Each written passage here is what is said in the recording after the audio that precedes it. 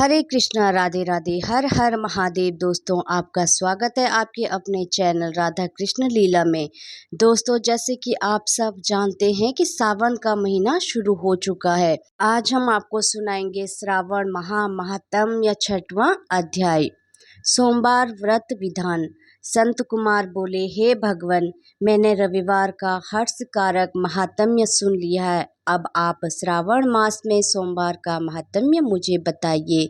ईश्वर बोले, हे संत कुमार, सूर्य मेरा नेत्र है, उसका महात्म्य इतना श्रेष्ठ है, तो फिर उमा सहित सोम मेरे नाम वाले उस सोमवार का कहना ही क्या है। उसका जो महात्म्य मेरे लिए वर्णन के योग्य है, उसे मैं आपसे करता हूँ। सोम चंद्रमा का नाम है और यह ब्राह्मणों का राजा है। यज्ञों का साधन भी सोम है। उस सोम के नाम के कारणों को आप सावधान होकर सुनिए, क्योंकि यह वार मेरा ही स्वरूप है, अतः इसे सोम कहा गया है। इसलिए यह समस्त राज्य का प्रदाता तथा श्रेष्ठ है। व्रत करने वाले को यह संपूर्ण राज्य का फल देने वाला है। हे विप्र, उसकी विधि सुनिए, मैं आपको विस्तार पूर्वक बता रहा हूँ। 12वें महीनों में सोमवार अत्यंत श्रेष्ठ है। उन मासों में यदि सोमवार व्रत करने में असमर्थ हो तो श्रावण मास में इसे अवश्य करना चाहिए। इस मास में इस व्रत को करके मनुष्य वर्ष भर के लिए व्रत का फल प्राप्त करता है। श्रावण में शुक्ल पक्ष के प्रथम सोमवार को यह संकल्प करे कि मैं विधिवत इस व्रत को करूंगी, शिव जी मुझ पर प्रसन्न हो।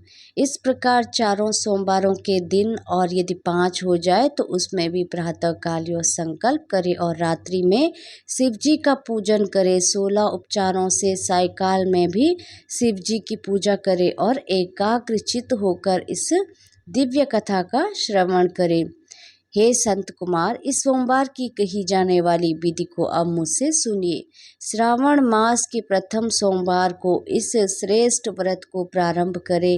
मनुष्य को चाहिए कि अच्छी तरह स्नान करके पवित्र होकर श्वेत वस्त्र धारण कर ले और काम, क्रोध, अहंकार, द्वेष, निंदा आदि का त्याग करे। मालती, मल्लिका आदि श्वेत पुष्पों को लाए। इनके अतिरिक्त अन्य विविध पुष्पों से तथा अविष्ट पूजन उपचारों के द्वारा त्र्यंबक इस मूल मंत्र से शिव जी की पूजा करे। उसके बाद कहे, मैं शव भावनाश महादेव, उग्र उग्रनाथ भाव, शशि मौली, रुद्र, नीलकंठ शिव तथा भवहारी का ध्यान करता हूँ। इस प्रकार अपने विभव के अनुसार मनोहर उपचारों से देवेश शिव का विधिवत पूजन करे। जो इस व्रत को करता है उसके पुण्य फल को सुनिए। जो लोग सोमवार के दिन पार्वती सहित शिव की पूजा करते हैं, वे पुनर्वार्ती से रहित अक्षय लोक प्राप्त करते हैं। हे संत कुमार, इस मास में नवत व्रत से जो पुण्य प्राप्त होता है उसे मैं संक्षेप में कहता हूँ। देवताओं तथा दानवों से भी अभूत 7 जन्मों का अर्जित पाप नक्त भोजन से नष्ट हो जाता है, इसमें संदेह नहीं करना चाहिए। अथवा इस अत्युत्तम व्रत को उपवास पूर्वक करे। इसे करने से पुत्र की इच्छा रखने वाला मनुष्य पुत्र प्राप्त करता है और धन चाहने वाला धन प्राप्त करता है। वह जिस जिस अभिष्ट की कामना करता है उसे पा सकता है।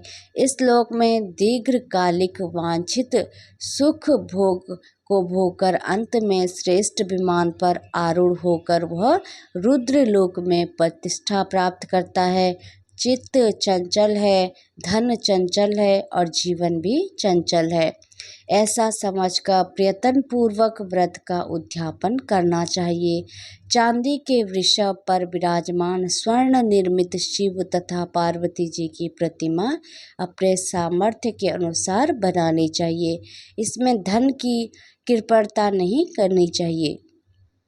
उसके बाद एक दिव्य तथा शुभ लिंग तो वर्धमंडल बनाए तथा उसमें 2 श्वेत वस्त्रों से युक्त एक घट स्थापित करे। घट के ऊपर तांबे अथवा बांस का बना हुआ पात्र रखे। उसके ऊपर उमा सहित शिव को स्थापित करे। उसके बाद श्रुति स्मृति तथा पुराणों में कहे गए मंत्रों से शिव की पूजा करे। पुष्पों का मंडप बनाए तथा उसके ऊपर सुंदर चंदोवा लगाए। उसमें गीतों तथा बाजों की मधुर ध्वनि के साथ रात में जागरण करे। उसके बाद बुद्धिमान मनुष्य अपने गृह सूत्र में निर्दिष्ट विधान के अनुसार अग्नि स्थापन करे और फिर शव याद 11 श्रेष्ठ नामों से प्लास की समाधियों से 108 आहुति प्रदान करे। यव विग्रह तिल आदि की आहुति आप्याशय इस मंत्र से है और विप्लव पत्रों की आहुति त्र्यंबक अथवा षडाक्षर मंत्र ओम नमः शिवाय से प्रदान करे। उसके बाद से विष्टकृत होम करके पूर्ण आहुति देकर आचार्य का पूजन करे और बाद में उन्हें गौ प्रदान करे। उसके बाद 11 श्रेष्ठ ब्राह्मणों को भोजन कराए तथा उन्हें वंश पात्र सहित 11 घाट प्रदान करे। इसके बाद पूजित देवता को तथा देवता को अर्पित सभी सामग्री आचार्य को दे और तत्पश्चात प्रार्थना करे, मेरा व्रत परिपूर्ण हो और शिवजी मुझ पर प्रसन्न हो। उसके बाद बंधुओं के साथ हर्षपूर्वक भोजन करे। इसी विधान से जो मनुष्य इस व्रत को करता है वह जिस जिस अभिलषित वस्तु की कामना करता है उसे प्राप्त कर लेता है और अंत में शिवलोक को प्राप्त होकर उस लोक में पूजित होता है। हे संत कुमार, सर्वप्रथम श्री कृष्ण ने इस मंगलकारी सोमवार व्रत को किया था। श्रेष्ठ आस्तिक तथा धर्मपरायण राजाओं ने भी इस व्रत को किया था।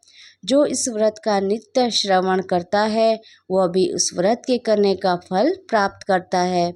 इस प्रकार श्री स्कंद पुराण के अंतर्गत ईश्वर संत कुमार स्वाद में श्रावण मास महात्म्य में सोमवार व्रत कथन नामक 6वां अध्याय पूर्ण हुआ। हरे कृष्णा, राधे राधे, श्री शिवाय नमस्तुभ्यम। भोलेनाथ आप सबकी सारी मनोकामनाएं पूर्ण करें।